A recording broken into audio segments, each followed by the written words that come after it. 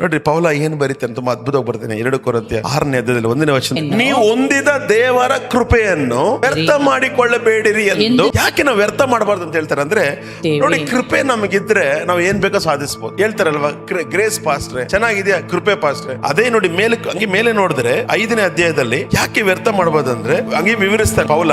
17ನೇ ವಾಕ್ಯದಿಂದ, ಯಾವನಾದ್ರೂ ಕ್ರಿಸ್ತನಲ್ಲಿ ಇದ್ದರೆ ಅವನು ನೂತನ ಸೃಷ್ಟಿ, ಈಗ ಪೂರ್ವ ಸ್ಥಿತಿ ಹೋಗಿ ಎಲ್ಲ ನೂತನ ಆಯ್ತು. ಇದೆಲ್ಲ ದೇವರಿಂದಲೇ ಆಯ್ತು. ಯಾಕೆ ಕೃಪೆನ ವ್ಯರ್ಥ ಮಾಡ್ಕೊಂಡ್ ಬೇಡ್ರಿ ಅಂದ್ರೆ, ನಾವ್ ಯಾರಾಗಿದ್ವಿ? ನಾವೆಲ್ಲ ಪಾಪಿಗಳು. ನಮ್ಮನ್ನ ದೇವರು ಅವರ ಕೃಪೆಯಿಂದ ಏನ್ ಮಾಡಿದಾರಂತೆ, ಹೊಸ ಸೃಷ್ಟಿಯಾಗಿ ಮಾಡಿರುವ ದೇವನಾಗಿದೆ. ಅದಕ್ಕೆ ಪೌಲ ಬರ್ದೇನೆ, ಕೃಪೆಯನ್ನ ವ್ಯರ್ಥ ಮಾಡ್ಕೊಳ್ಬೇಡ್ರಿ, ಅಧಿಕ ಮಾಡ್ರಿ. ಈಗ ಅಧಿಕ ಮಾಡ್ರಿ, ಸುಮ್ನೆ ಬಾಯಿನೇ ಹೇಳೋದಿಲ್ಲ. ಆ ಕೃಪೆ ನಮ್ ಲೈಫ್ ಅಲ್ಲಿ ಕೆಲಸ ಮಾಡ್ಬೇಕು. ಬರೀ ರಕ್ಷಣೆ ಮಾತ್ರವಲ್ಲ, ಆ ಕೃಪೆ ಮುಚ್ಚಿರುವ ಗರ್ಭವನ್ನು ತೆರಿಬೇಕು. ಆ ಕೃಪೆ ಪ್ರಮೋಷನ್ಸ್ ಉಂಟು ಮಾಡ್ಬೇಕು. ಆ ಕೃಪೆ ಸಮೃದ್ಧಿ ಉಂಟು ಮಾಡಬೇಕು. ಆ ಕೃಪೆ ನಿಮ್ಗೆ ಏನೇನು ಬರ್ಬೇಕಾಗಿದೆಯೋ ಎಲ್ಲವನ್ನ ತರಬೇಕು ನಿಮ್ಮ ಹತ್ರಕ್ಕೆ.